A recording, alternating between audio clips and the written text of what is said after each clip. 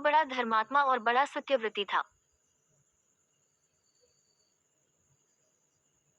राजा उपरिचय एक महान प्रतापी राजा था। वह बड़ा धर्मात्मा और बड़ा सत्यव्रती था। उसने अपने तप से देवराज इंद्र को प्रसन्न करके एक विमान और न सूखने वाली सुंदर माला प्राप्त की थी। वह माला धारण करके विमान पर बैठकर आकाश में परिभ्रमण किया करता था। उसे आखेट का बड़ा चाव था। वह प्रायः वनों में आखेट के लिए जाया करता था। उपरिचय की रानी का नाम गिरिका था। गिरिका भी बड़ी सुंदर और पवित्र हृदया थी। वह अपने पति को प्रेम तो करती ही थी, ईश्वर के प्रति भी बड़ी आस्थालु थी। निरंतर भजन और चिंतन में लगी रहती थी। एक बार गिरिका ऋतुमती हुई। 3 दिनों के पश्चात जब वह शुद्ध हुई तो उपरिचय उसके साथ रमन करने से पूर्व ही वन में आखेट के लिए चला गया। राजा आखेट के लिए चला तो गया, किंतु उसका ध्यान रानी के साथ रमन करने की ओर ही लगा रहा। दोपहर का समय था। राजा वन में एक अशोक वृक्ष के नीचे बैठा हुआ था। शीतल और सुगंधित हवा चल रही थी। मृदुल स्वरों में पक्षी गान कर रहे थे। राजा का ध्यान रानी की ओर चला गया। वह रमन के संबंध में मन ही मन सोचने लगा। राजा कामातुर हो उठा और उसका वीर्य स्खलित हो गया।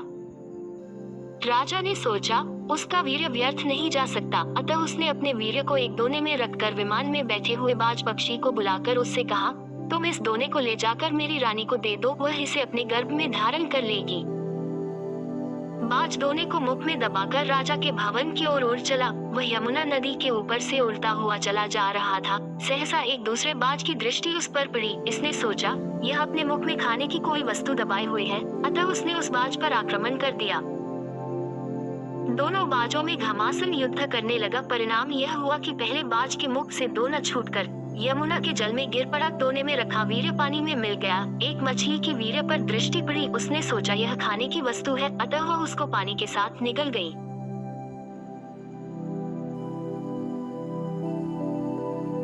फलत मछली गर्भवती हो गई। दासराज नामक मल्लाह को वह मछली शिकार में मिली। जब उसने मछली के पेट को बीचों बीच से काटा तो उसके पेट से एक बालक और एक बालिका निकली। दासराज ने दोनों को उपरिचय को भेंट कर दिया। उपरिचय ने बालक को तो अपने पास रख लिया, पर बालिका को दासराज को लौटा दिया। दासराज उस बालिका को अपने घर ले जाकर उसका पालन पोषण करने लगा।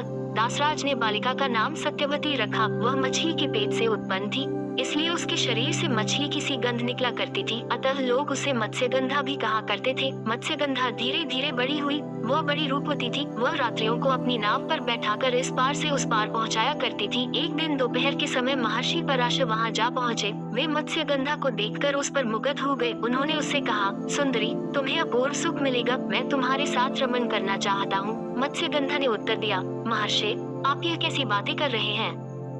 दोपहर का समय है, आसपास लोग बैठे हुए हैं। मैं आपके साथ रमन कैसे कर सकती हूँ?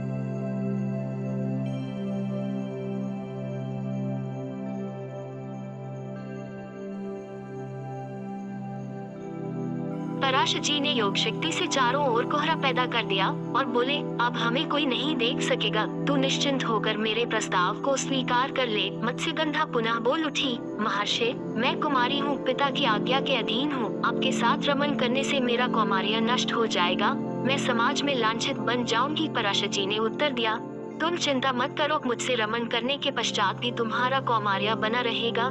गर्भवती होने पर भी गर्भ का चिन्ह प्रकट नहीं होगा। मत्स्यगंधा फिर बोली, एक बात और, मेरे शरीर से मछली की सी गंध निकलती है।